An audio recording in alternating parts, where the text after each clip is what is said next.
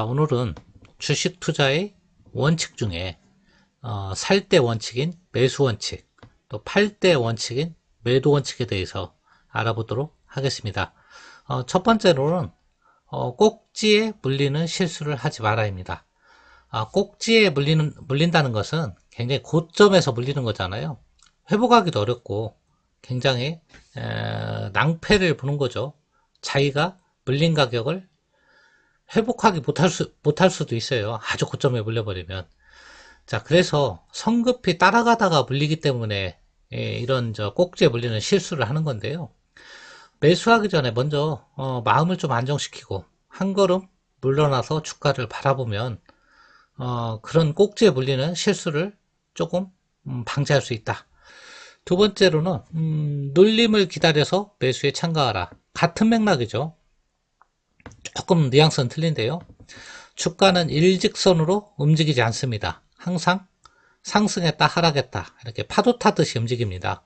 기왕이면 이렇게 눌림을 줄 때, 말 그대로 좀 내려올 때 파동에 약간 추세는 상승 추세더라도 그 눌림을 이용해서 매수하는 습관을 들이는 게 좋겠다. 총알을 함부로 낭비하지 마라. 네, 이것도 내내 거의 비슷한 맥락이죠. 총알이 돈이죠. 함부로 내가 덜컥 매수해버리면 다른 좋은 기회가 왔을 때 그 기회를 못 살리는 경우가 많다.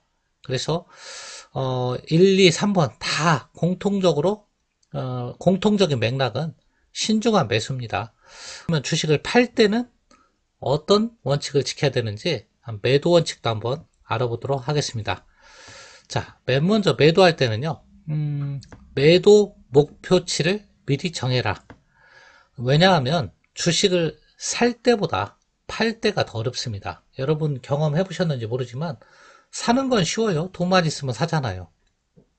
팔 때는 온갖 생각이 다 듭니다. 지금 팔아야 되는지 더 올라갈지 막 별 생각이 다 들어요.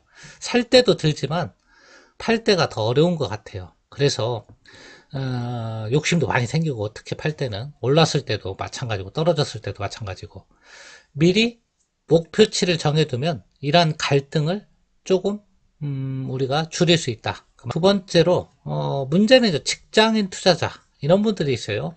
매일매일 호가창을 이렇게 쳐다볼 수 없는 분들이 있죠. 그런 분들은 뒤에 지금 손절매까지 나왔는데요.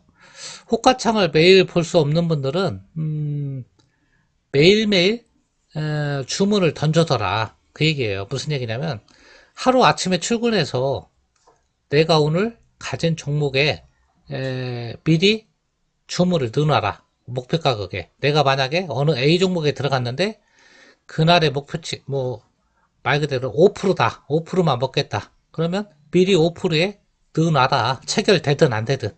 안 되면 말고 체결되면 좋고.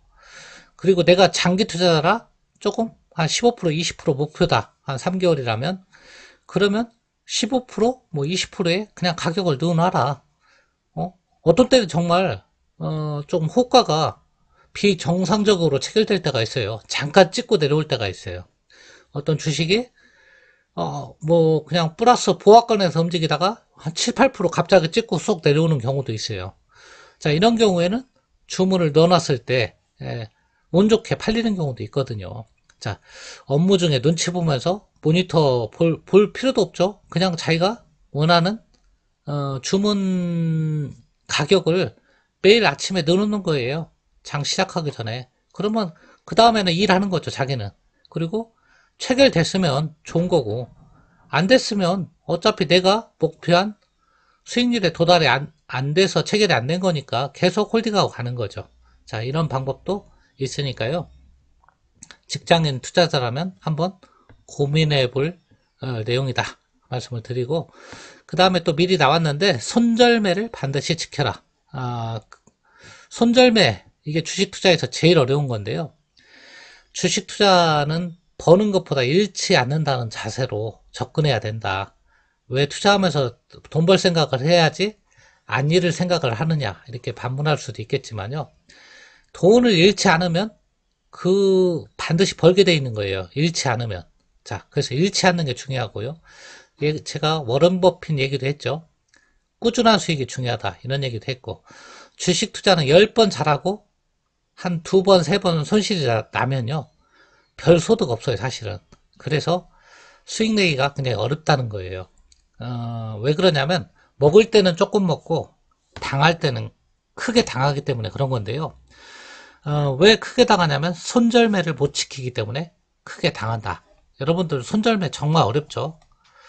자기가 손실이 났는데 그걸 버린다. 자, 특히 초보자일수록 오르는 종목에는 관심을 두고 내리는 종목에는 이렇게 외면하는 경우가 있는데요. 굉장히 어려운 원칙인데요. 여러분들 항상 뭐 전문가들이 얘기하잖아요. 잔고를 보고 자기가 포트폴리오를 조정할 때 손실 난 걸 먼저 정리하고 이익 난 걸 남겨둬라 이렇게 하는데 사실은 어렵죠. 그게 이익 난 것은 팔기가 쉬운데 손실 난 건 어렵거든요. 그래서 굉장히 어려운 원칙 중에 하나인데요. 자, 주식 투자에서 손실을 줄이고 이익을 배가시키는 방법은 이렇게 자기 마음을 좀 거슬려야 돼요. 자, 과일이 만약에 한 상자에 있다 했을 때도 자, 썩는 과일을 먼저 이렇게 걷어내야지 좋은 과일을 먼저 걷어내면 더 썩잖아요. 그런 원리처럼 주식도 손실나는 종목부터 이렇게 손절 처리하는 거 그런 것이 굉장히 중요하다. 그거 손절매 원칙은 더 큰 손실을 초래하기 전에 주식을 매도하여 손실을 줄이는 거기 때문에 아까 말씀드렸다시피 10번 투자해서 8번 성공하고 2번 실패해도 수익률이 수익이 별거 아니다. 이렇게 말씀을 드린 적이 있는데요. 이런 손절매를 지키면요.